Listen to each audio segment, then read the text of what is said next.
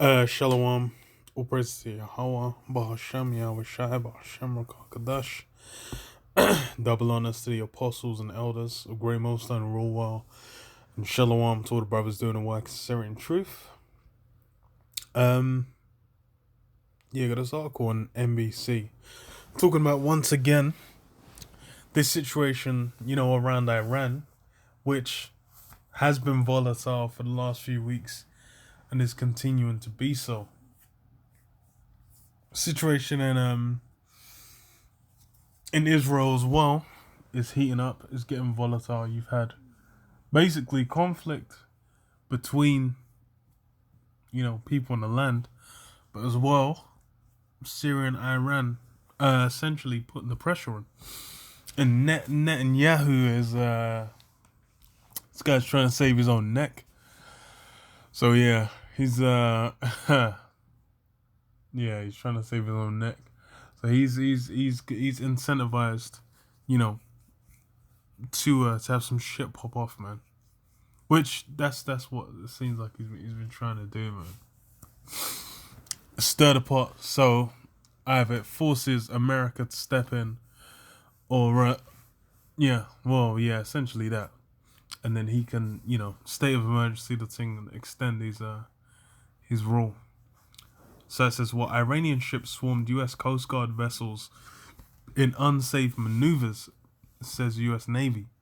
Tehran did not immediately acknowledge the incident in the southern reaches of the Persian Gulf, which resulted in no injuries or damage. So it's just like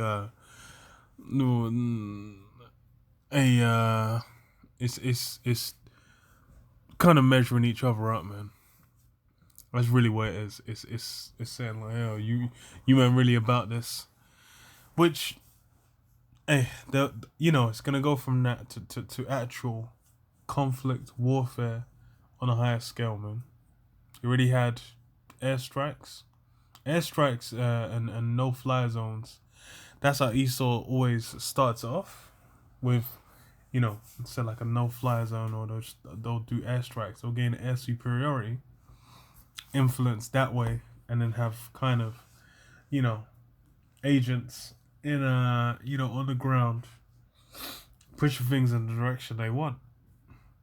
But when it needs more intensity, that's when it gets to boots on the ground and whatnot. But we'll see. So this is a group of Iranian vessels from the country's Revolutionary Guard Corps harassed two U.S. Coast Guard ships over 3 hours in the Persian Gulf earlier this month, repeatedly crossing in front of the bows of the American ships at close range, the U.S. Navy said Tuesday. Last month, did it say? Oh, this month. Okay. So it was the first such incident in a year, and the encounter on April 2nd came just as the U.S. and Iran had committed to starting negotiations on reviving the 2015 nuclear agreement between Tehran and world powers. 3 Iranian fast attack boats and 1 larger ship, 180-foot twin-hulled vessel called the Half 55, approached and swarmed the Coast Guard ships at close distances. The large Iranian ship repeatedly crossed in front of the 2 Coast Guard vessels at unnecessarily close range, coming within 70 yards, according to a statement from the Navy's 5th Fleet in Bahrain. So yeah, basically kind of sizing them up. Just saying like what you're saying to them, man. Because it shows what's in the mindset and approach of how people are going to be looking at these things, man. They're going to be contentious, and that's gonna continue. It's gonna escalate. It says the U.S. crew issued multiple warnings via bridge-to-bridge radio, 5 short blasts from the ship's horns, and while the Half 55 responded to the bridge-to-bridge radio queries, they continued the unsafe maneuvers, the Navy said. The 2 Coast Guard ships, the Monomoy and the Rangel, carried out defensive maneuvers to avoid a collision during the 3-hour encounter, the Navy said. The Iranian vessels' maneuvers were unsafe and unprofessional and increased the risk of miscalculation and collision, the Navy said. The Iranians' actions violated international law and internationally recognized maritime customs, it says. Iran's UN mission did not immediately respond to a request for comment. Yeah, so it's conflict, skirmishing.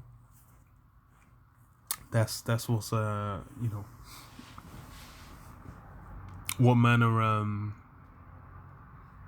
doing, and it's that's the time, man. These things, it's that situation in the Middle East is really not gonna cool off. It's not cooled off in the longest. So yeah, there was something I saw a little while back about Turkey's meant to have thrown in with Iran, which we'll see, because I think they took up what was it, Russian missile systems. They bought Russian missile systems, so they're kind of invested in Russia's side, but as well they're also looking to get in with Europe. They've been trying to get in with Europe for a while. So there's lots of different things up in the air, man. Hella factors, but what you can see is prophecies moving. That's the main one, man. What was it? 2000 shit. Oh, miscalculation and collision. International laws. Okay. Let me read this. Psalms 10 and 2 says, "The wicked in his pride doth persecute the poor. Let them be taken in the devices they have imagined." Yeah, so, the wicked persecuting the poor being Jake, and wicked being Esau, man. Edom, the border of wickedness. So, these, Esau's persecution, it's all that he's basically gained through the destruction of Jake, which is including the Americas, the whole system that's been built on that land. That was off the back of Jake being destroyed. And now what? It says, what, let them be taken in the devices they've imagined. That's all these plans, all these schemes these elites are putting together, man.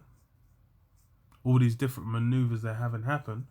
And these things, they have that it is a vain imagination. Because what? These guys are thinking they're going to rule forever, man. Guys are thinking they're going to try and put themselves, be able to, genetically alter themselves to be on a superhuman level, man. These guys really think they're going to, like Esau's trying through any carnal means by which to gain what he knows the men of the Lord, men in the scriptures have had through the Spirit. He's trying to carnally attain these things, man. Even like eternal life. There's Get Out, but then what was the other movie I was thinking of? Was it even a movie? I can't remember off the top of my head now. But there was something similar to Get Out, just about, the elites, basically, trying to gain, youth by any means necessary, man. So it says, "For the wicked boasteth of his heart's desire, and blesseth the covetous, whom Yahweh abhorreth." Yeah, he boasts of his heart's desire, man. These elites are boasting of trying to become the most high on the planet, man. These guys are pushing out their, their implantable chip that goes underneath the skin. And they're Esau's dreaming of his system that he desires, his enterprise coming, being around forever, man. But that's his heart's desire. But what's going to amount to? It says, "The wicked through the pride of his countenance will not seek after the Most High. The Most High is not in all his faults." Yeah, that's for real. For you to be allowing a world in its present state to continue as such, with when you can easily. So everything that's fucked up in the world right now, the elites have the resources and means by which to repair it all easily, with no difficulty. But they're not gonna do that.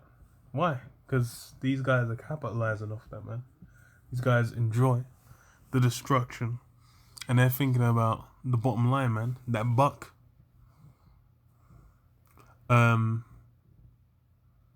Says his ways are always grievous, thy judgments are far above out of his sight. As for all his enemies, he puffeth at them. This is the point I wanted, man. It's yeah. As for his enemies, he puffeth at them. That's Esau, man. That's this guy. He's imagine this guy's gone to someone else's. He said at what, the Persian Gulf. Yeah, the Persian Gulf. So this guy's gone. This guy's come from America, to the Persian Gulf, and they said what, from Bahrain as well. I think is where they're based. So imagine that's the joke. Esau has actually got all these bases around different parts of the world, trying to police the world. But you know what's he actually gaining and achieving, man? This guy's puffing at his enemies. He's boasting of himself. He's putting himself, esteeming himself highly. Why? Because now he has a rule. Now he has power over these situations. Right now, it's his world, man. Job 9:24 is in effect, but his judgment's coming, man. The time limit he's got, man. His lease is expiring. He's gonna have to vacate, and he's never gonna be allowed back in. He have said in his heart, "I shall not be moved, for I shall never be in adversity." Yeah, I was thinking. I was like, man, this guy's come to a different country. But that's the pride of Esau. Esau's got, especially America. It's got America on a level where it can be, on the borders of Russia, on the borders of Iran, moving past the ships, keeping an eye on these guys, like he's, the authority. But that's why now it's his present time, it's his present rulership. That's all gonna go out the window, and all this, pride Esau's built. Nah, just gonna get the Malachi 1 treatment, man. There shall build up, but I will throw down. But yeah, these, Esau's pride amongst his enemies. That's why everyone's gonna flip on him, man, and change up on him. Why? Because this guy don't know no humility, and hey, he's desiring to just crush everyone down. It's like the level of bugs, man.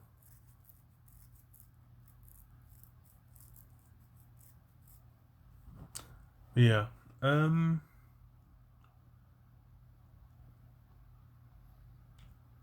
Yeah, I can leave it there. Shalom. Yeah, Shalom. Rakta. Shalom.